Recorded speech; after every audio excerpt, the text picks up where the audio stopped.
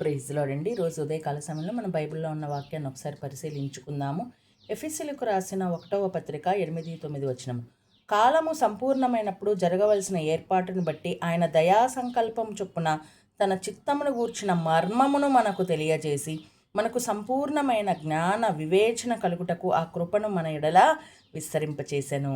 Amen. Praise the lord. ఈరోజు చూడండి, ఎవరైనా తమ యొక్క మర్మాలు మనకు చెప్తారా? మర్మము అంటే రహస్యం. చెప్తారా? చెప్పరు కదా! అది కనిపించేదైనా, వినిపించేదైనా వారి నోటి వెంట ఎవరికైనా 10 మందికి చెప్పాలి అంటే చాలామంది వారికి మనం చెప్పాలా? అవసరమా? అన్నట్లు ఒక అభిప్రాయాన్ని వాళ్ళు కలిగి ఉంటారు.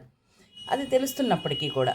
కానీ ఇక్కడ మర్మము అంటే ఇక్కడ దాగి ఉన్నటువంటి రహస్యాన్ని చెప్పకుండా దేవుడు మనకి ఏది కూడా మరుగు చేయలేదు. సమస్తము మనకు బయలుపరుస్తున్నారనమాట.